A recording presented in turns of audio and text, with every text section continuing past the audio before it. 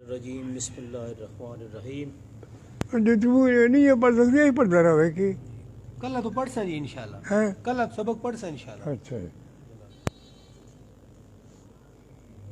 محمد صلی اللہ علیہ وسلم ہے متاع عالم ایجاد سے پیارا۔ اچھا جس روز حضور علیہ السلام عازم موضع تبوک ہوئے، حضرت عبداللہ ابن خثیمہ اپنے گھر آئے۔ ان کی دو حسین و جمیل بیویاں تھیں جنہوں نے اس روز خس کے پردوں کو پانی میں بسا کر ان سے نہایت عمدہ فرش تیار کیے اور پھر ان پر عبداللہ کے لیے نہایت عمدہ اور لذیذ کھانے چنے۔ جو ہی عبداللہ نے ان کھانوں کو دیکھا تو کہا سبحان اللہ، وہ رسول صلی اللہ علیہ وسلم جسے پروردگار عالم نے آئندہ و گزشتہ تمام گناہوں سے منزہ پیدا فرمایا، اس شدید گرمی کے موسم میں کفار کے قتال کے لیے تشریف لے جائیں اور عبداللہ رنگا رنگ کھانوں سے سیر ہو کر ان بیویوں سے مباشرت کرے۔ ایسا نہیں ہو سکتا، خدا کی قسم میں جب تک رسول اللہ صلی اللہ علیہ وسلم کی خدمت میں نہ پہنچوں ان بیویوں سے کلام نہیں کروں گا۔ یہ کون ہے؟ یہ عبداللہ ابن خثیمہ خثیمہ۔ اچھا جی۔ گھر سے نکلے اور اپنے اونٹ پر سوار ہو کر ایک طرف چل دیے۔ بیویوں نے ہر چند کلام کرنے کی کوشش کی لیکن آپ ملتفت نہ ہوئے۔ جو ہی عبداللہ رضی اللہ عنہ مقام تبوک کے نزدیک پہنچے تو حضور صلی اللہ علیہ وسلم کو بتایا گیا کہ ایک اونٹ سوار دور سے اس طرف آتا ہوا دکھائی دیتا ہے۔ حضور علیہ السلام نے فرمایا وہ ابو خیثمہ ہوگا۔ نزدیک پہنچے تو حضور کا ارشاد بالکل درست نکلا۔ ابو خیثمہ نے حضور صلی اللہ علیہ وسلم کی خدمت میں پہنچ کر سلام عرض کیا۔ حضور علیہ السلام نے جواباً فرمایا اے ابو خیثمہ، یہ تیرے لیے بہتر بات ہے کہ تو نے فانی ناز و نعمت کو اختیار نہ کیا اور تم رضائے حق میں کھو گئے، جو تیرے لیے بہتر ہے۔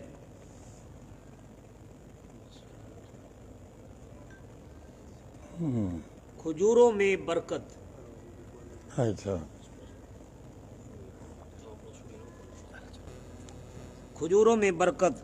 ابو امیہ کا بیان ہے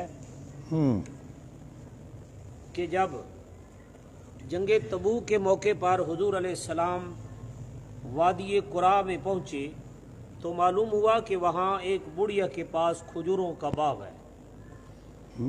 آپ صلی اللہ علیہ وسلم نے صحابہ سے فرمایا کہ وہ اس کے باغ کی کھجوریں توڑے۔ جب کھجوریں توڑی گئیں تو 10 وسق کے لگ بھگ نکلیں۔ کہ 10 10 وسق، ایک وسق 4 من 3 سیر کے قریب ہوتا ہے۔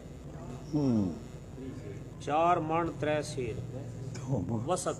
اچھا آپ نے اس عورت کو ہدایت فرمائی کہ وہ کھجوروں کا وزن یاد رکھے۔ جب حضور علیہ السلام نے مراجعت فرمائی تو اس بوڑھیا سے پوچھا اس دفعہ کتنی کھجوریں نکلیں؟ اس نے عرض کی حضور صلی اللہ علیہ وسلم 10 وسق، یعنی اس مقدار میں ہوئی جو حضور کے صحابہ نے توڑی تھی۔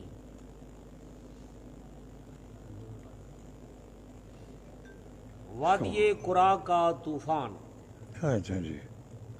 جب حضور علیہ السلام وادی قرا سے تبوک کی طرف روانہ ہوئے تو فرمایا اس رات سخت آندھی چلے گی، اس لیے ضروری ہے کہ کوئی شخص اپنی جگہ سے نہ اٹھے اور اپنے اپنے اونٹوں کو مضبوطی سے باندھ لے۔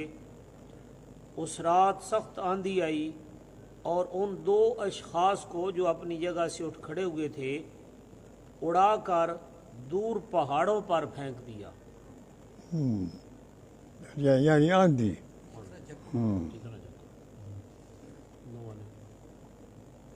ادبی ہے یہی بیرے کول کو پرگرام یا اگلے بیرے کو ادبی وہ گڈر چکا لے آس مندر بھی چکا لے آس ٹریکٹر ایک اس بھی اڑایا۔ ٹرالیاں ٹریکٹر بھی اٹھ گیا ہے۔ جی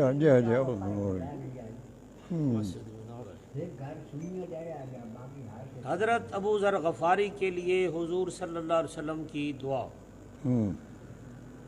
حضرت ابو ذر غفاری فرماتے ہیں جب حضور علیہ السلام غزوہ تبوک کے لیے روانہ ہوئے تو میرا اونٹ بہت لاغر اور ضعیف تھا۔ میرا خیال تھا چند روز مزید ٹھہر کر حضور علیہ السلام سے جا ملوں گا۔ میں نے کئی روز تک اپنے اونٹ کو چارہ کھلایا۔ بعد ازاں میں عازم سفر ہوا۔ جب ایک جگہ پہنچا تو میری اونٹ کی ٹانگ ٹوٹ گئی جس کے باعث وہ آگے نہ چل سکا۔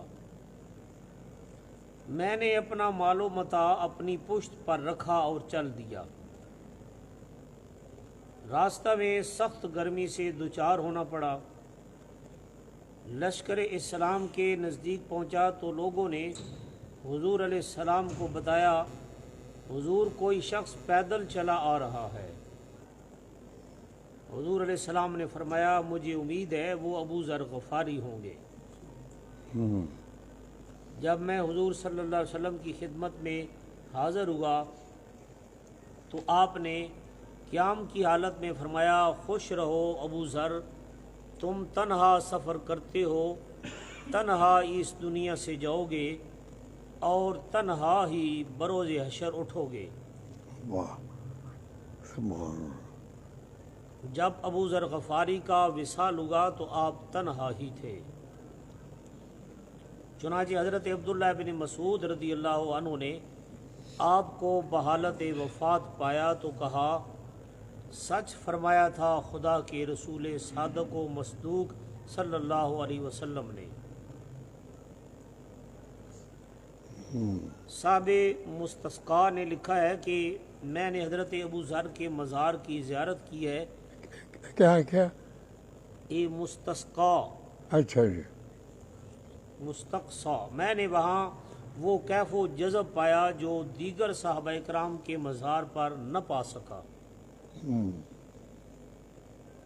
میں نے ان کی قبر کے سامنے نماز ادا کی، جو ہی میں سر بسجود ہوا تو آپ کی تربت انور سے مشک و عنبر نکلے جنہوں نے میرے مشام جان تک کو معطر و معمر کر دیا۔ شدیم خاک و لیکن ز تربت ما، تو شناخت کی زیں خاک مردمی خیزد۔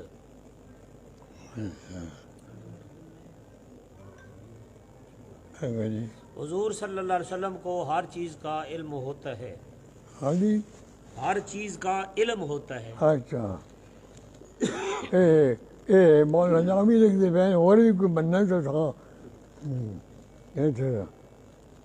اسی غزوہ کے موقع پر بعض جگہوں پر آپ صلی اللہ علیہ وسلم کی اونٹنی گم ہو گئی۔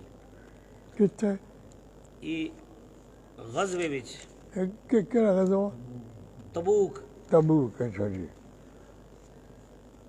منافقوں میں سے ایک منافق کہنے لگا محمد صلی اللہ علیہ وسلم کو اپنے پیغمبر ہونے پر گمان ہے، وہ تمہیں آسمان کی خبریں دیتا ہے اور حالت یہ ہے کہ اپنی اونٹنی کا کچھ پتہ نہیں۔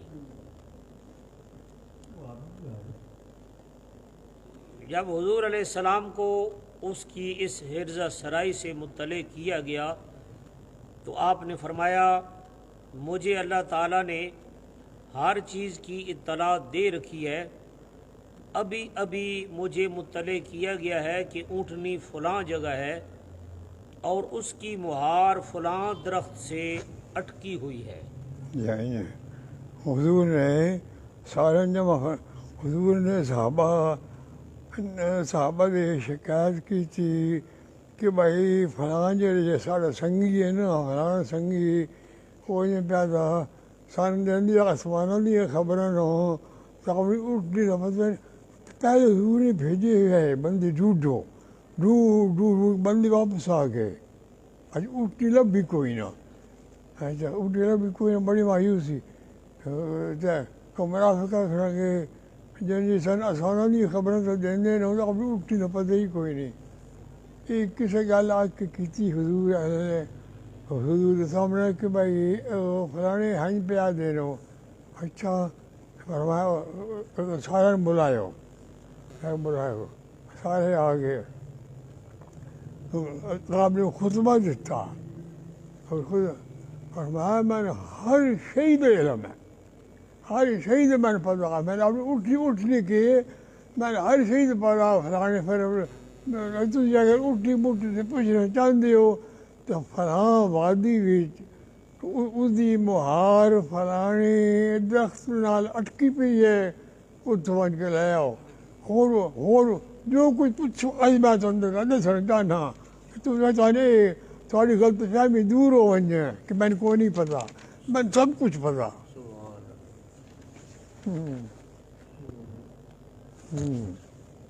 صحابہ کرام وہاں گئے تو اونٹنی اسی حال میں پائی جس حال میں حضور علیہ السلام نے انہیں آگاہ کیا تھا کہ کال تو اندر سے آئے نا کہ بھئی یہ عالم اسباب ہے یہ تو ہر شے اسباب نال کیتی ہے ابو بکر صدیق نے یار بنایا اللہ تعالیٰ آپ نے سب کا ایک قاری صاحب نے سوال کا جواب آ اللہ تعالیٰ آپ نے سب کچھ کر سکتا ابو بکر صدیق نے یار بنایا علی المرتضیٰ نے یار بنایا حضرت عمر نے یار سنگی ساتھی بنائے کوئی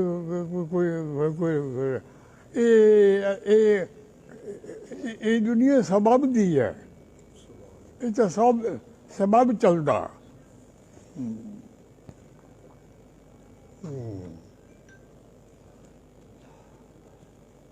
منافقین کے اللہ تعالیٰ آپ کرنا آپ کریں نہ رہا آپ کیتا اللہ تعالیٰ جیسے جاتا بھی ہے تو میں کراں اتنے سب کچھ آپ کیتا کئی سالوں تو اندر ساں اگ پڑھ لو منافقین کے جنگ تبوک میں تأثرات جنگ تبوک میں شرکت کے لیے کچھ منافقین بھی حضور علیہ السلام کے ساتھ ہو لیے جنگ تبوک کو ہاڑ وچ ہویا ہاڑ بھی اس زمانے میں بچپن کی گرمی یاد ہوں تو گرمی پی کوئی کدی نہیں پی آڈیاں ہوئے ہوئے ہوئے مارو منہ نہ کڈنا ہوندا اتنی گرمی پوندی ہوندی ہے جنگ تبوک وچ حضور نے صحابہ نو تو منافق ہولی ہولی پیچھے کشتے گئے بھائی یہ سارے کوئی گرمی بچ نہیں ہوتا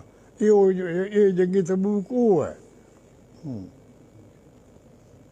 یہ جیش اسرت بھی اس نے یاد ہے جیش اسرت کہ جیش اسرت جی یہ نا ہی نہیں اچھا ہاں جا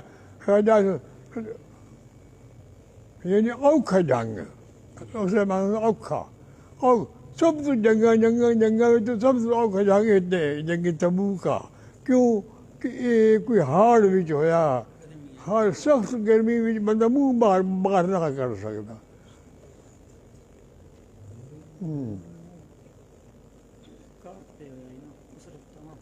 ان منافقین میں سے ایک کا نام ودیت بن ثابت دوسرے کا نام اشجع اور تیسرے کا نام مخشی ابن حمیر تھا جناب یہ ترے بندے نال جنگ میں ٹور پہ آئے وہ ایک دوسرے سے باتیں کر رہے تھے کہ مسلمان جنگ بنی اصغر کو بھی دوسری جنگوں کی طرح خیال کرتے ہیں واللہ ہمیں نظر آتا ہے کہ کل مسلمانوں کو پکڑ کر رسوں سے جکڑ دیں گے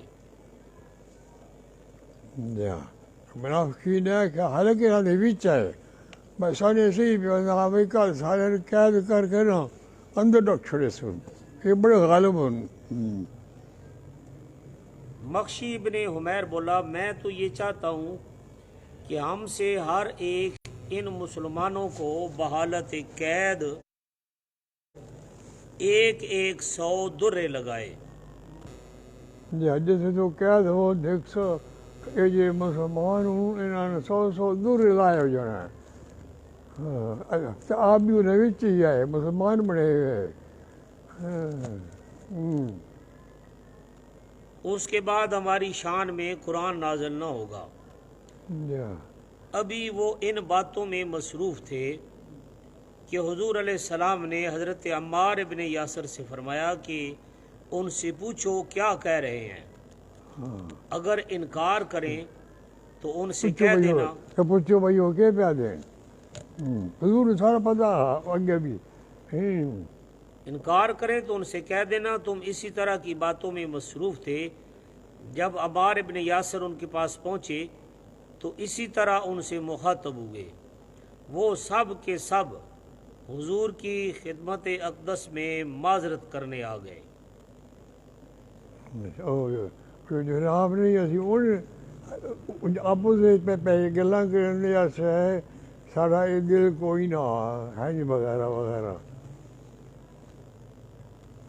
ودیعت ابن ثابت نے آپ کی ناکہ کی رکاب تھام کر کہا یا رسول اللہ صلی اللہ علیہ وسلم ہم تو عام باتیں کر رہے تھے اور وہ بھی لہو و لعب کی. مخشی ابن حمیر بولا یا رسول اللہ صلی اللہ علیہ وسلم مجھے تو محض میرے نام اور میرے باپ کے نام نے ان میں بٹھا دیا. اچھا یہ گلا اور تو کوئی نہیں ہونی ہے یہ نویں گلاں. اچھا حضور صلی اللہ علیہ وسلم نے مخشی کے اس عذر کو قبول فرماتے ہوئے اسے معافی دے دی اور اس کا نام عبد الرحمن رکھ دیا. اس نے اسی وقت بارگاہ عزت متعال میں دعا کی کہ اسے ایسی جگہ شہادت نصیب ہو جس کا کسی کو علم نہ ہو. چنانچہ وہ یمامہ کے روز شہید ہوا لیکن اس کا نام و نشان نہ مل سکا.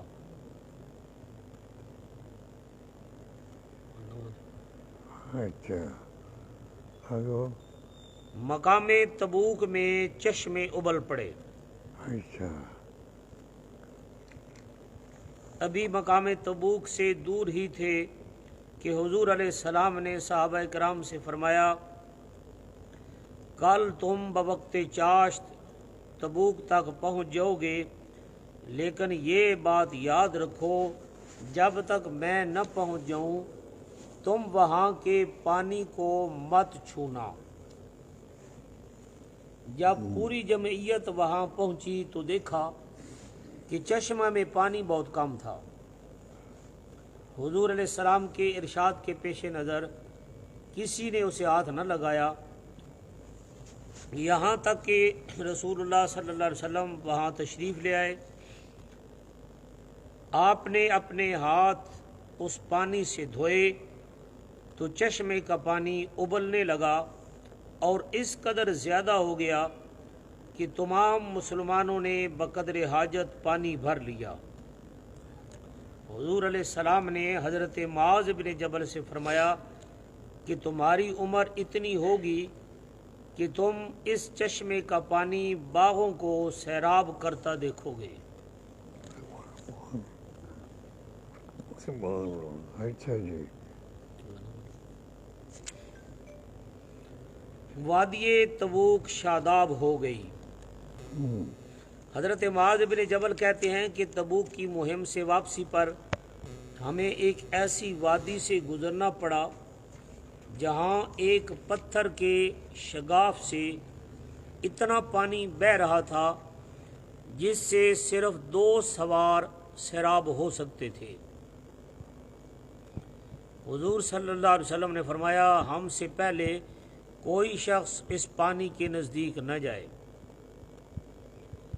اور اگر نزدیک پہنچے تو اسے بس ذرا ہلا دے. صحابہ کرام سے 4 افراد پہلے پہنچ گئے اور جتنا پانی تھا اس کے گرد بند باندھ دیا.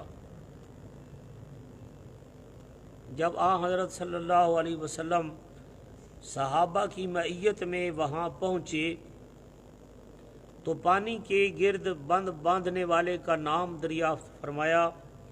انہوں نے نام بتائے۔ حضور علیہ السلام نے انہیں سخت سست کہا۔ بعد ازاں سواری سے نیچے اتر کر اس پتھر کے شگاف کو اپنی انگلی مبارک سے ٹٹولا اور کچھ باتیں بھی کیں، یہاں تک کہ اس پتھر سے پانی بہنا شروع ہو گیا۔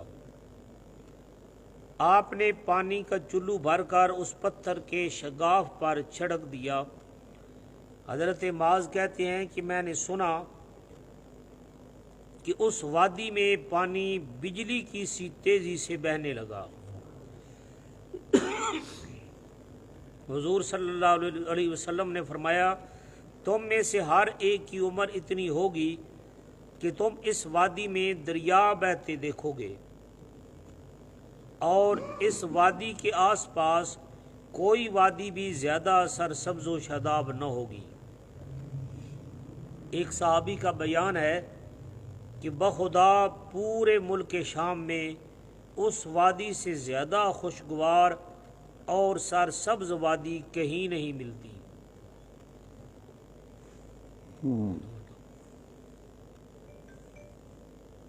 وادی تبوک کے جنات لشکر اسلام کی سلامی میں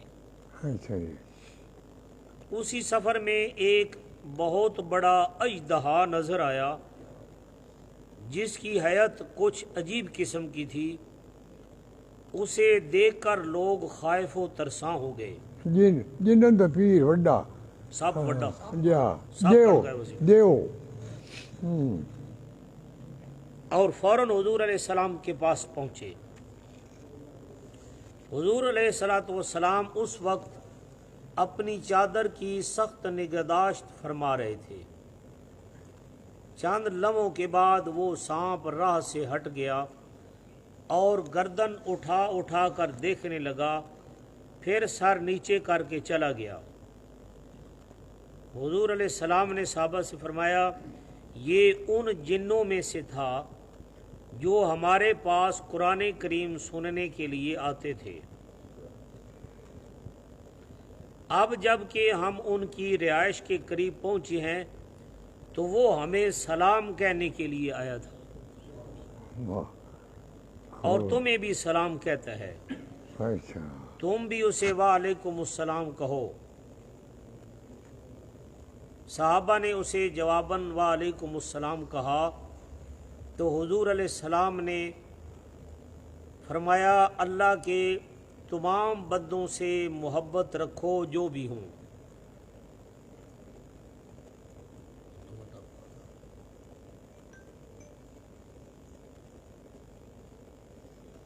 مسلمان اور کافر کی خوراک، کافر کی خوراک۔ بنی سعد کے ایک جوان سال کا بیان ہے کہ جنگ تبوک کے موقع پر ایک دن رسول اللہ صلی اللہ علیہ وسلم 6 صحابہ کے ہمراہ بیٹھے ہوئے تھے کہ میں جا پہنچا اور صاف صاف کہہ دیا، اشہد ان لا الہ الا اللہ و اشہد انک رسول اللہ صلی اللہ علیہ وسلم۔ حضور علیہ السلام نے فرمایا، تم نے تو دولت ابدی سے اپنا دامن بھر لیا اور سعادت سرمدی سے بہرور ہو گئے ہو۔ اس کے بعد آپ نے حضرت بلال سے کھانا لانے کے لیے کہا۔ انہوں نے دسترخوان بچھایا اور کھجور کا آٹا جو گھی میں گندھا تھا آگے رکھ دیا۔ ہم سب نے سیر ہو کر کھایا۔ میں نے عرض کی، حضور اس سے قبل میں اتنا کھانا اکیلا کھا جاتا تھا تو سیری نہ ہوتی تھی۔ آپ نے فرمایا، کافر 7 آنتیں بھر کر کھاتا ہے اور مسلمان صرف 1 آنت بھرتا ہے۔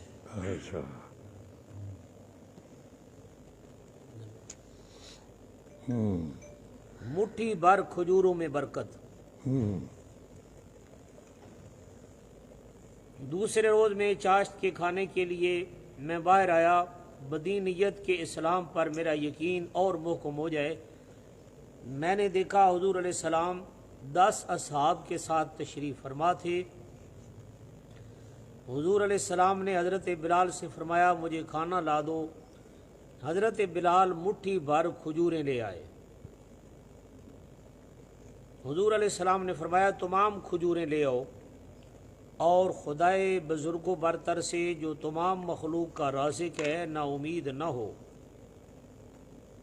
حضرت بلال تمام کھجوریں نکال لائے۔ میرا خیال تھا کہ تھوڑی سی مقدار ہے، لیکن جب آپ نے ان کھجوروں پر ہاتھ پھیر کر فرمایا اللہ کا نام لے کر کھائیے، تو سب کھانے لگے۔ چونکہ میں سب سے زیادہ کھانے والا تھا اور بمشکل سیر ہوتا تھا، اس لیے میں نے اس قدر کھایا کہ پیٹ میں مزید جگہ نہ رہی۔ میں نے دیکھا کہ دسترخوان پر اتنی کھجوریں پڑی تھیں جتنی بلال لے کر آئے تھے۔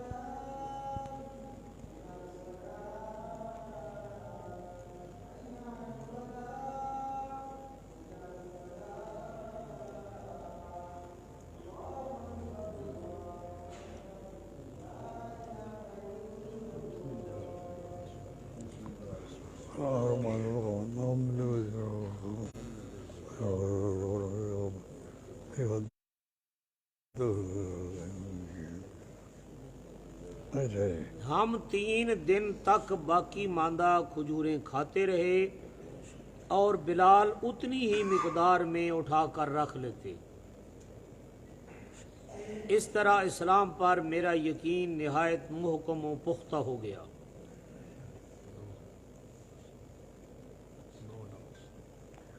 ایک دفعہ حضرت عمر اور سارے رل کے حضرت علی اور سارے رل کے بیٹھ کے نا کھجوراں کھاندے رہے۔ حضرت عمر نو مذاق سمجھا۔ حضرت عمر نے فرمایا علی ساڑے وچ ان بیٹھے ہوئے نو جگو لنا وچ نون ہوندا، عربی دا لنا ہے، لنا خاص پر ادبی لام ادبی الف وچ کا نون دا نقطہ ہوندا تھوڑا۔ آپ دا قد یا آپ دا قد مبارک ذرا چھوٹا ہے نا۔ حضرت علی بڑی حاضر جواب ہے اور بڑے سر۔ حضرت علی نے فرمایا تو ٹھیک پہ تھا، جنون اٹھا دو پیچھے کہہ رہا سی لا کچھ بھی نہیں۔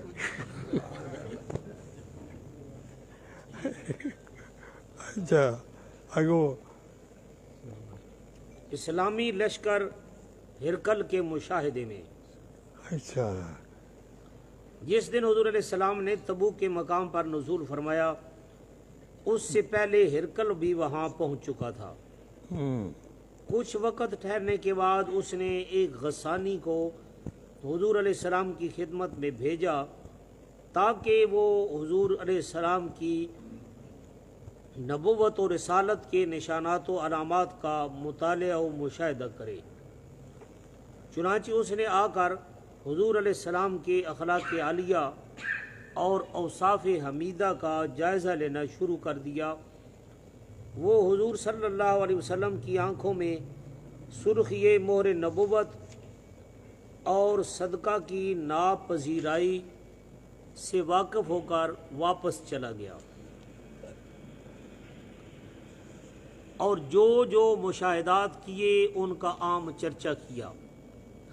ہرکل نے حضور علیہ السلام کی اخلاقی کریمہ اور اوصاف حمیدہ سن کر اپنی قوم کو دعوت اسلام دی اور حضور علیہ السلام کی اتباع کی تلقین کی، لیکن وہ بدبخت بجائے مسلمان ہونے کے اس کے خلاف بغاوت پر تل گئے اور سخت شور و غوغا کرنے لگے۔ وہ سارے اس کے خلاف ہو گئے، نکل دے سارے جتنے بھی آگے بیلی بالی تو وزیر تو وزیر سارے خلاف ہو گئے۔ اس کو کہتے میں نے بات صحیح گاندھی پی میں جو کچھ کہہ رہا ہوں۔ ہرکل پر ان کا روب اور دبدبا غالب آ گیا اور اسے اپنی جگہ سے ہلنے کی طاقت نہ رہی۔ آخر جس طرح بھی ہو سکا ان کی شورش فرو کی۔ خالد بن ولید دومت الجندل کے معرکہ پر۔ حضور علیہ السلام نے حضرت خالد بن ولید کو تبوک سے دومت الجندل بھیجا تاکہ وہ دومت الجندل کے بادشاہ عقیدر سے محاربہ و مقابلہ کرے۔ عقیدر ایک عیسائی بادشاہ تھا۔ حضرت خالد نے حضور علیہ السلام سے عرض کی، حضور ہماری تھوڑی سی جمعیت ہے، اس کا دشمنوں کے علاقہ میں کیا حال ہوگا؟ حضور علیہ السلام نے فرمایا، اللہ تعالیٰ تمہیں اس حال میں فتح و نصرت سے نوازے گا جب وہ ایک پہاڑی گائے کو شکار کر رہا ہوگا۔ یہ سن کر حضرت خالد بن ولید دومت الجندل کی جانب روانہ ہوئے اور چاندنی رات میں شاہ عقیدر کے قلعہ تک جا پہنچے۔ عقیدر اس وقت اپنی بیوی جس کا نام رباب تھا کے ساتھ لہو و لعب اور شراب نوشی میں مشغول تھا، اور ایک طوائف اپنی رامش گری سے ان کا دل بہلا رہی تھی۔ عیاش ہوتے نا راتی گئے، راتی بھون جو چنن چاندنی ہو سی نا۔ اچھا، حضرت خالد گھات میں بیٹھے انہیں خوب دیکھ رہے تھے۔ دفعتاً کیا دیکھتے ہیں کہ پہاڑی گائیں اچھلتی کودتی قلعہ کے دروازے پر آ گئیں اور اپنے سینگوں سے دروازے کو توڑنے لگیں۔ عقیدر نے رباب سے پوچھا، پہلے کبھی ایسا ہوا ہے؟ اس نے منفی میں جواب دیا۔ ہاں کبھی نہیں ہویا۔ عقیدر بولا، ایسا شکار ہاتھ سے کون جانے دیتا ہے؟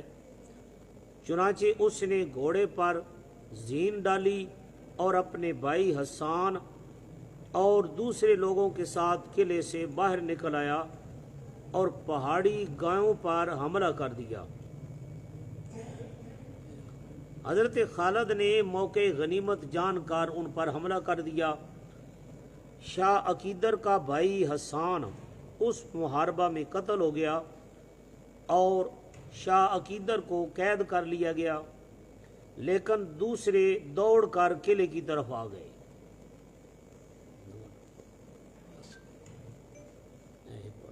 سنگریزوں سے کنویں میں پانی کی کثرت ہو گئی۔